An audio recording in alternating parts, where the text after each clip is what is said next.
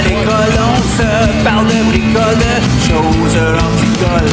On se parle de tracteurs, y'a les fans, pis les menteurs. On se lève de bonne humeur, pis on compte pas nos heures. Christian Dionne est là. Agricole, agricole, agricole, agricole, agricole, agricole, agricole. Bienvenue dans le podcast agricole du Québec avec Christian Dionne. Hey, salut tout le monde, j'espère que vous allez bien. Christian Dionne, podcast agricole du Québec. On est toujours dans le spécial des tirs de tracteurs de la Visitation. Aujourd'hui, je suis avec Monsieur Luc Turmel, avec le tracteur qui s'appelle El Diablo. Salut Luc! Salut! Ça va bien? Oui. Good. Hey, tu viens de où, toi? Saint-Ange-de-Beauce. Saint-Ange-de-Beauce? Ouais. Vous avez des tirs de tracteurs aussi dans votre village? On en avait. Là, pour moi, ça va bien un peu. On a perdu notre terrain sur qu'on était. OK, OK. Ouais, la municipalité a décidé de faire un centre vigilature puis tourner un terrain de pétanque, là. Ah! Fait que, ils vont brosser la terre, mais pas la même que nous autres. OK. Ça va être moins poussiéreux et moins bruyant. Ça va être plus relax comme ambiance, mettons. ouais, Dans légèrement. ça, c'est 16 ans, on agace tout le temps. On dit tout le temps qu'on vient à Saint-Ange, terre de rêve, là. Il y a un contexte, là, parce qu'à Saint-Ange, ils ont même mis un nom à... comment ils appellent ça, non? Le nom de... Pas l'axe du mal, c'est pas comme là? c'est comme une expression, là. Ils disent vivre à Saint-Ange, c'est de donner des ailes en voulant dire que, tu sais, des Saint-Ange, terre de rêve, là. C'est ça. Mais t'es producteur de lait d'abord? On a un petit peu de tout. On a du sirop d'érable, on a 2500 entailles, on a 45 vaches à lait en lactation, on a 1200 porcs à l'engrais. OK. Après ça, moi j'ai 50 vaches à bœuf aussi, à part ça. OK, OK. On est deux sur la ferme avec moi et mon frère. Pas le même qui fait tirs avec moi, un autre de mes frères. Puis lui que je fais mes tirs avec, c'est mon frère le plus vieux, dans le fond. OK, vous êtes deux d'un tir. Il y a toi et ton frère. Ouais, Gaston, lui, il fait les tirs avec moi depuis longtemps, là, depuis le début. Puis c'est ça. Ça a commencé tranquillement. J'avais mon premier tracteur. C'est quoi ton tracteur, en fait? Moi, c'est un Farmall 1256. Un 1256, Ouais, OK, c'est pas jeune. À l'origine, c'était un 407 pouces cubes. Puis je trouvais qu'il manquait un peu de go-ahead. Puis là, je vais te dire des termes en anglais. Puis pas de problème, pas de problème. Les auditeurs ils vont traduire ça, oui. Avec, c'est ça, c'était un 407. J'ai mis un joint de culasse, personne ne sait c'est quoi. Un gasket de tête, on va comprendre. C'est ça. Là, tu l'as bien expliqué. C'est ça, j'ai changé le moteur, puis j'ai commencé à mettre de la performance dedans. Là. Puis au fil des années, ben, c'est ça, ça a tout upgradé. Puis mon frère, il aimait ça bien suer, puis il venait tout à m'aider à faire mécanique. Puis je me suis dit, calique, ça serait pas pire d'en avoir un deuxième. Puis de fil en aiguille, j'ai trouvé un body pas cher. Puis là, tout le monde, ben, il aime bien Diablo. Avec là, un moment donné, il y en a un, hey, si tu viens qu'à faire de quoi? J'ai un moteur. Il y a bien du monde qui avait des pièces, et que des fois, il m'a envoyé ça pas cher. Fallait marcher ce colis. Avec, c'est ça, j'ai fait mon deuxième tracteur. Puis, c'est ça. Il me suit, lui, dans le fond, il conduit mon deuxième tracteur. Les trois, c'est à moi. Dans le fond, j'en ai trois. Puis lui, il chauffe le deuxième. Dans les fois, là, on dépendait des pistes, on amène tel tracteur ou un autre tracteur. Là. OK. Ça va être dur en audio, là, mais tantôt, il y avait toi, puis il y avait l'autre, l'inter en avant. C'est le mien. OK, c'est le tien aussi. C'est le mien aussi. Parce que toi, bon, la première fois que je l'ai vu, aux premières éditions des tirs de tracteur, tu étais venu ici. Ouais. Puis je me souviens, j'étais chez nous, parce que j'habite dans le rang ici, justement, le rang des tirs.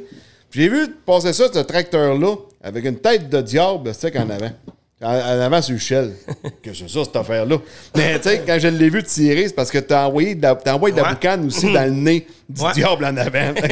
Ça fait vraiment un méchant beau show. Là. Le tracteur boucane plus le nez en avant du diable. Là. Des fois, on essaie de sortir de l'ordinaire un peu, puis on aime ça mettre un peu des gugus.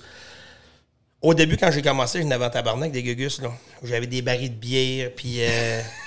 j'avais 2 barils de bière sur le côté. J'avais été en voyage. C'était un qui me disait qu'il travaillait pour Molson X. OK. La compagnie Molson. Puis je disais ça, puis tout ça. Puis j'ai dit, je me cherche des barils de bière. J'aimerais ça mettre, tu sais, au lieu de mettre de la bière, si je mets mon fuel dedans. Il dit, je travaille là. Il dit, moi, t'envoies ça des barils. Il m'a trouvé des barils de bière, des gros barils de draft. OK. Et l'affaire qu'il y a, c'est que ça bouille au gaz, ces tracteurs-là. Là. je faisais une run, j'étais tout le temps dans la canisse à gaz pour remettre du fioul dedans. Donc, à un moment donné, je me suis tanné, puis j'ai remis une tank en avant, je me suis remis un peu plus, moins d'ouvrage entre les tirs. Ah, OK, je pensais que j'avais mis un baril de whisky vu que c'est 45 gallons. Non. On aurait des chances qu'on l'aurait bu avec le tracteur le Boueb. OK, tu bois plus qu'un 4,54 pour ce couple. Ouais, on s'accote pas mal, moi puis lui. Tu sais que tu produisais du sirop d'érable aussi. Ton champion, il boucane-tu comme ton El Diablo? Mon? Ton champion? Ah, la bouilleuse. La bouilleuse, c'est une Darvaux, puis je vais te dire, c'est niaiseux, là, mais nous autres, les tracteurs, on contrôle ça avec le pyro. C'est une sonde de température pour l'exhaust. OK. Si c'est trop chaude, tu peux remettre de l'eau, du fioul pour t'ajuster, puis dans le fond, tu vas gagner la performance. OK, fait que là, dans ton tracteur, ben, la petite bonbonne qui est en avant, dans le fond, c'est de l'eau qui est dedans. Tu peux envoyer de l'eau En sur avant, le piston. ma bonbonne, en avant, la première qui est en dessous de ma tête de diable, ça, c'est mon fioul. OK. En arrière, j'ai une grosse réserve que si, mettons, on s'en va loin, puis je voudrais avoir de l'eau, parce qu'il faut mélanger de l'eau avec de l'huile, pour l'huile de coupe, pour pas que les pompes ils grippent, dans le fond, les pompes à l'huile. Parce que nous autres, on injecte de l'eau direct dans le moteur. Ouais, c'est ça, directement sur le piston. C'est ça, on injecte ça direct dans la tête. Puis quand tu mets de l'eau pure, les pompes à l'huile, qu'est-ce qui monte la pression, ils grippent. Fait qu'il faut mettre de l'eau puis de l'huile. Mais là, quand tu t'en vas au loin, trouver de l'eau sur le bord d'une rivière ou ben dans la chambre de bain, ça va bien, mais avec l'huile qui va dedans, ça c'est pas évident. Je me suis dit ça comme une réserve. Quand on va loin des fois, puis on a plusieurs tirs, ben elle, je la remplis, puis c'est comme une réserve backup. OK. Fait que je m'en sers comme réserve. Puis mon autre est comme en dessous de mon siège, elle que je m'en sers. C'est comme une pompe d'unité hydraulique 12 volts. Est-ce que tu as un deuxième injecteur sur le piston pour ajouter ton eau dans le cylindre? Non. Ça passe par le même injecteur ou non, c'est carrément dans une sur soupape? mon tuyau qui part du turbo. Là, je suis en train de donner mes trucs, là, moi, de tabarnak. non, c'est pas grand truc là, tout le monde fait ça. Tu pars du turbo, puis tu te rends jusqu'au l'intake à l'air. Ouais, l'intake, oui. Il y a un gros tuyau de 3 pouces, 3 pouces et demi, mettons. Puis là-dessus, toutes mes nozzles d'injection d'eau sont là-dessus. OK. Et quand que je décolle, mettons, puis que le boost commence à monter, là, je clenche mon eau. C'est pour ça, dans les fois que tu vois la boucane, elle part bien noire, puis elle vient grise. Oui, OK. Là, c'est mon eau qui embarque, puis là, ça fait une boucane grise dans le fond. Puis, je t'ai rendu avec ça. Ça boucane gris. Ouais. Quand tu clenches ton fioul. Ouais, mais j'avais mon autre histoire avant, en tout cas, c'est pas grave. Non, mon deuxième, tu m'as demandé mon champion. OK, c'est ça que je parlais. Je voulais finir mon histoire du champion. La bouilleuse, qu'est-ce qui arrivait, c'est que nous autres, quand on gagne de la chaleur, mettons, tu as une certaine température à respecter. Plus haut que ça, tu peux fondre le moteur. Puis trop bas, ben, il te manque de performance. Oui, OK. Fait que cet hiver, je bouillais, puis tabarnak, la boucane ne sortait pas. Mettons, ça évaporait pas. Que j'ai mis une sonde de Pierrot dans ma bouilleuse en arrière. OK. Puis là, j'ai ajusté mes trappes pour avoir le maximum. Parce qu'en haut de 800, une bouilleuse, ça a l'air que tu sors de la chaleur dehors pour rien. Oui. Puis en bas de ça, ben, il te manque de performance. Avec là, j'avais ma sonde de Pierrot en arrière. Puis là, je checkais mes entrées, je jouais avec des trappes. Puis là, je peux te dire que elle marche. Ça boucane noire, garoche de l'eau. Et... Hey, non, ouais, on a déjà fait boucaner ça noir. Une fois, on avait acheté de la croûte. On chauffait au bois. Oh, mon ancienne bouilleuse, elle que j'ai là, est à l'huile. Okay. Puis mon ancienne bouilleuse qu'on avait au bois. Puis il y a un bonhomme qui plantait des poteaux de téléphone. Puis il avait fait ça. Puis la croûte, tu sais, les écorces que t'as, c'est trempé de créosote, ça. Ouais, c'est goudronné, ça. C'est goudronné, puis c'est rentré à pression en créosote. Ça brûle en tabarnak, ça. On chauffe avec ça. Hey, pas capable d'arrêter la bouilleuse. Hey, le tuyau, mon gars, il est venu rouge d'un bout à l'autre quasiment. Non, c'était chaud. Fait que là, pas longtemps après, on s'est remis à l'huile, puis là, on peut avoir ça plus relax un peu, mais là, je n'ai pas une grosse. Là. Moi, c'est 2500 dans ton et que ça se fait quand même assez bien. Là. Oui. Ça fait combien d'années à peu près que tu tires, là? On parle de... T'as monté ton tracteur, là, mais... Ouais. J'ai rencontré ma petite Rose des Prés en 2005, sur la fin de l'année. La petite Rose des Prés, ça, c'est ma blonde. OK. Elle n'aimera pas ça que je dise ça à la TV de même, à la radio. J'aime ça l'agacer un peu.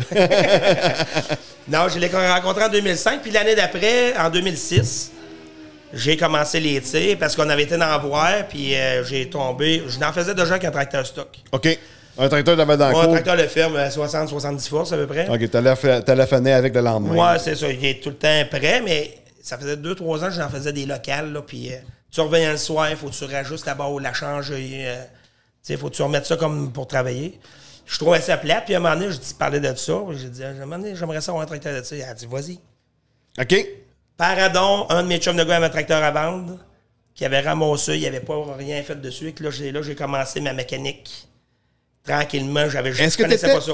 OK, tu connaissais pas la mécanique pantoute, tu as appris sur le tas. J'en faisais un peu, là, je bagossais là, un peu de même, mais jamais autant de précision que ça. Là. Ouais, mais ça, tu tombes dans une autre catégorie pas mal. Ben là, c'est beaucoup. Moi, j'ai appris beaucoup avec essai et erreur. Là. Oui. Tu sais, tu fais de quoi, puis au début, j'avais bien du trouble avec mes pompes à fioul. Pour savoir, c'est les tubes à fioul plus loin qui tombaient trop petits. J'avais une sorte de tube qui, à l'entrée du tube, c'était gros. Puis plus loin, ça rétrécissait beaucoup. Avec les pompes, ils forçaient tout le temps. On se demandait pourquoi il venait chaud. Jusqu'à temps qu'elle casse comme plus loin la hausse. La hausse à fioul. Là, tu as vu la grosseur. On a vu la grosseur qui c'est là. Puis là, depuis ce temps-là, on a changé les hausses. C'est tout des affaires de même qu'on améliore avec des essais-erreurs. Ça n'a pas tombé la recette parfaite de même. Là. Puis même encore aujourd'hui, là, regarde, ça ne le cachera pas. Là. Cette année, j'ai remis une pompe et un turbo. Puis faut quasiment que j'apprenne à la rebalancer, la reconnaître. Là, aujourd'hui, j'ai buffé mes tailleurs pour venir ici. OK. Là, j'en ai fait une à l'île d'Orléans, puis ça accrochait pas partout. OK, ben là, ouais, parce que c'est comme, sais-tu des vrais tailleurs de tir qui sont dessus? Non. Non, OK, c'est des tailleurs de tracteurs, mais c'est des tracteurs, des tailleurs de, ben souvent, ils appellent ça de green car, ou ben les anciennes batteuses, ou c'est du 24.5-32, mais OK. Nous autres, on les travaille pour que ça y ait filé, mettons, pour on baisse le talon en arrière, pour faire plus d'accrochage, mettons, pour que ça morde. Puis quand je suis allé tirer la dernière à l'île d'Orléans, on avait posé ça la soirée d'avant, que ça virait de sourd, ça faisait pas grand-chose, puis j'ai pas aimé ma run. Malgré que j'ai essayé de faire mon maximum, ça n'a pas été comme je voulais. Que là, enfin, cette semaine, on a scrappé quasiment 2 buffers. OK. À toyer ça avec des lames à toyer sabot, puis... Ouais, puis ça doit sentir le calice, là. On n'a pas fumé ce soir-là.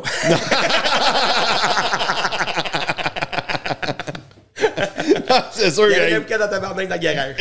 Crime, ça doit, ça a buffé des tailleurs, là. Ah oui, ça sentait le ciboire, mettons. Mais regarde, aujourd'hui, on va essayer ça. On va essayer ça.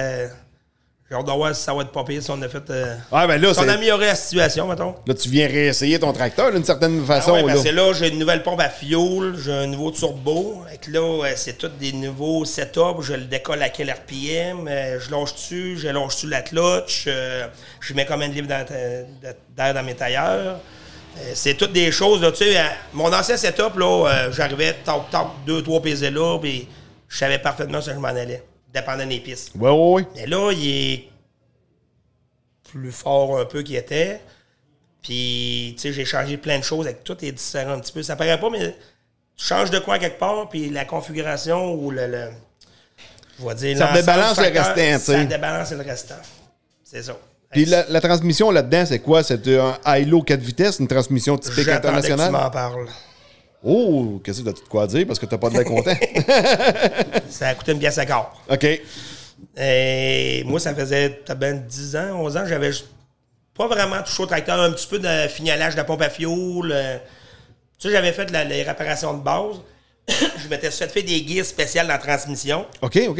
Puis j'avais une vitesse, et quand je tirais dans cette vitesse-là, elle désembrayait. Et là, je la prenais plus. J'en avais une autre vitesse qu'elle était légèrement trop vite un peu. Et que là, quand j'ai commencé cet hiver, j'ai dit, je vais faire un clean-up, on va aller voir la tête. Tu sais, j'ai fait le tour. Chaque morceau que je démanchais, il y avait de quoi qui marchait pas. Oh!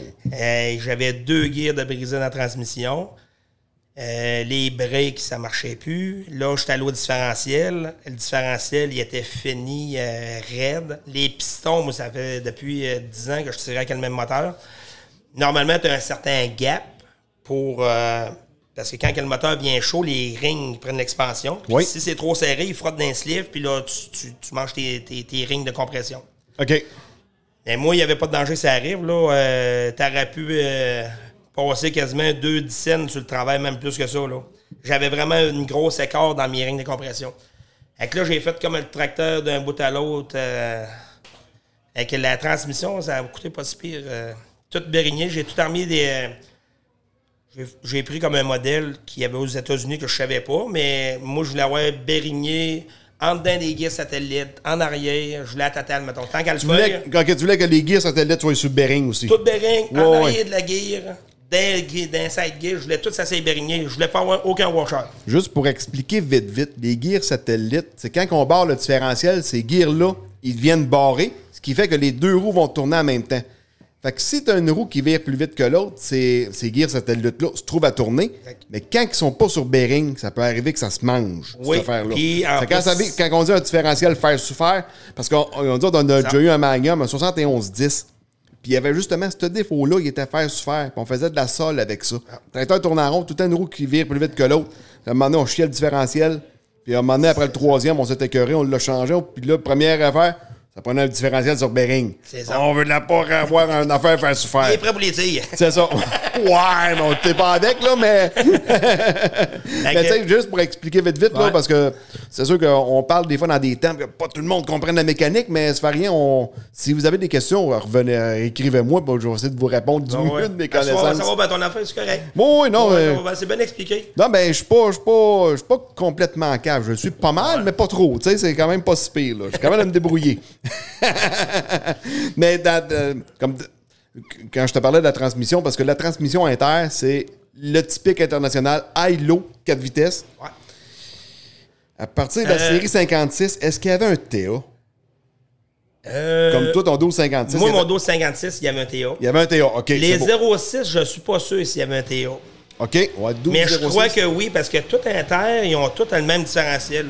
Tu prends les séries 56, 66, 86, même 88, la transmission en arrière est similaire. En tout cas, il y a des petites affaires minimes qui changent. Mais le TA, il était bon, ce différentiel-là, parce que des Magnum, c'est encore le même différentiel. Sérieux, là, c'est bien fait. Parce que d'un Magnum, c'était encore ce même différentiel-là. Ah ouais, parce que le cul d'un Magnum, là, c'était le cul d'un 50-88. Ou un 54-88, là, peu importe, là. Fait que, tu sais, c'était le devant d'un case et le derrière, la cabine, la transmission différentielle, c'était complètement international. Ah ouais, je savais pas ça. Oh oui, la transmission d'un Magnum, là. Ouais. Ils sont pas power shift, les Magnum? Oui, attends un petit peu. Les T'es internationales... en train de dire que mon Diablo est power shift, ben tabarnak. Non. Non, mais la transmission typique internationale, c'est high-low 4 vitesses. Oui. Avec un TA. T'avais la série 30, 32, 32, t'as 34, 88, t'as 32, 88. T'as hydrostatique. Ouais. Fait que 32, 30, 88, bien souvent, il était 34, open 36. station. Ouais, 30 doit être... ouais, 36, 88, c'était avec les cabines. Il n'était pas de turbo. Ouais, nous autres, on avait ça. Un 36, 88. Ouais. Mais t'avais la transmission 1, 2, 3, 4, 5, 6, 7, 8. Mais de 1 à 2, c'était power shift. Dans le fond, C'est la TA. C'est la TA. C'était le TA qui était là. C'est ça. Moi, il était un bras à gauche que tu levais. Ouais. Puis les autres, c'est rendu sur le bras. Il y avait 8 vitesses en ligne. Tu faisais 1, tu mettais le TA en 2. Ouais, c'est ça. Tu faisais sa cloche en 3. C'est le power shift qui était là. Ouais, mais ça pas de la 2 à la 3, c'était pas synchronisé. Ouais. Puis après ça, tu avais la série 50-88. Là, tu avais high, low, medium. Tu avais low, medium, high, mais 6 vitesses. Fait que tu avais 18 vitesses. OK. Après ça, international, avant d'être acheté par Tenneco, dans le temps, qui était Case, le propriétaire de Case, avait dans les plans cette transmission-là en version full power shift. Fait que dans le Magnum, là, quand tu t'en viens, entre la 6 puis la 7, là, tu changes de gamme. Puis entre la 12 puis la 13, tu changes de gamme. Le fameux coup qu'on appelle. Exact. Fait que c'est la transmission du 50-88 en version full power shift. Fait que c'était complètement... La cabine du Magnum, c'était la cabine de l'Inter avec le filtreur à l'air en arrière. Quand tu fermes la porte, là, toute la poussière tombe dans la vitre. Moi, je m'en venais ici de faire un podcast avec toi, puis je m'attendais. J'ai dit, il va falloir que je dise c'est quoi l'intake à l'air et les affaires, puis t'es en train de m'en montrer pas payé. T'es allumé. Je peux te parler des canneberges. Non. On va mettre ça dans votre cas.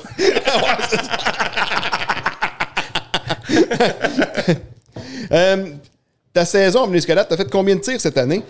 Cette année, je voulais commencer la première à Centerville.